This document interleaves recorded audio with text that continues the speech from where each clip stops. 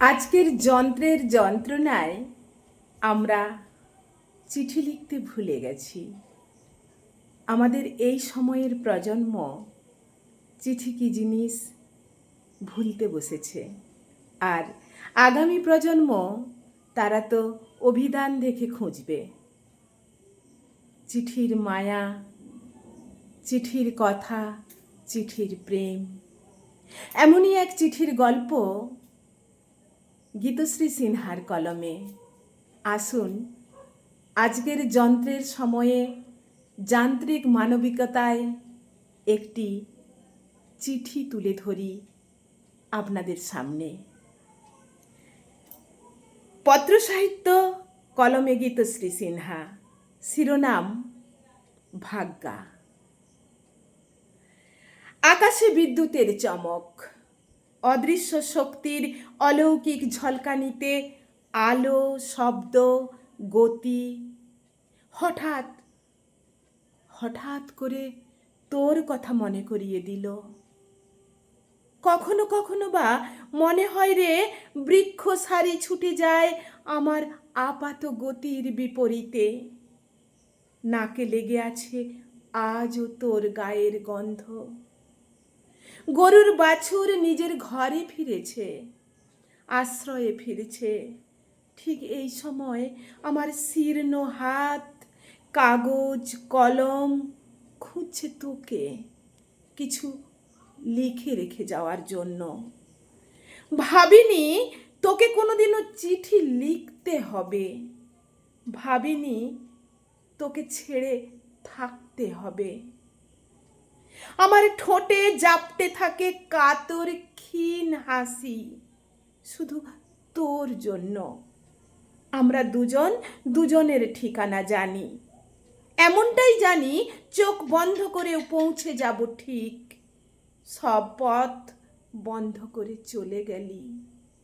বাড়ির কেউ তোকে পছন্দ করতো না, তাও আমি সম্পর্ক টিকিয়ে রেখেছিলাম কোনোভাবে শেষ দিন পর্যন্ত। অনেক ছোট্ট ছোট্ট উপহারে আমরা খুশি থাকতে শিখেছিলাম।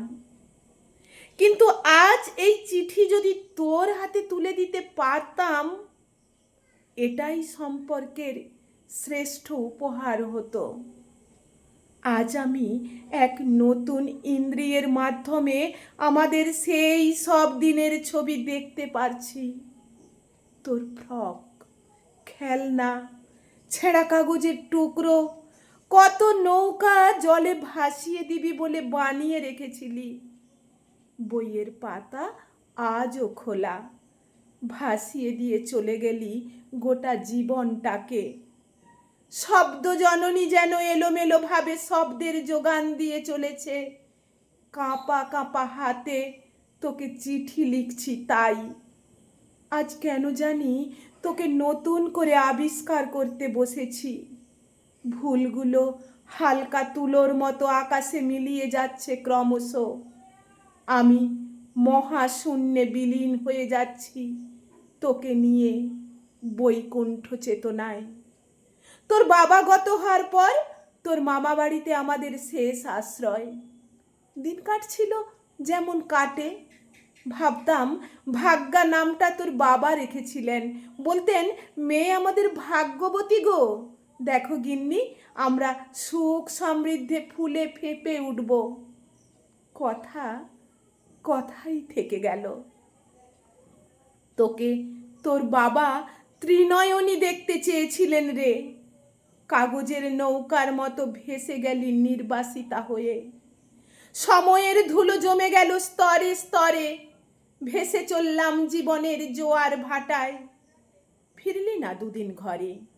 ওই ছোকরা ভুলিয়ে ভালিয়ে কিছুদিন পর খবর, এলোমেলো কানাঘুষা। সোনাগাছির 34 নম্বর ঘরের নাম করা এসকট মেয়েটি নিজের চিরস্থায়ী আস্তানা করে নিয়েছে। পোড়া ধূপের গন্ধে বাঁচি আজ। চলতে গিয়ে বেখেয়ালে হোঁচট খেয়ে জীবনের ঝাঁঝ নিচ্ছি শেষ যাত্রায়।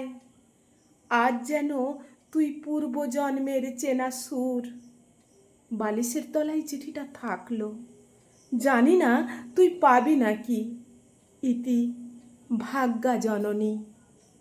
সময় তারিখ মুছে যাবে সব কালের বিবর্তনে। পাঠ করলাম আমি, মল্লিকা দাস।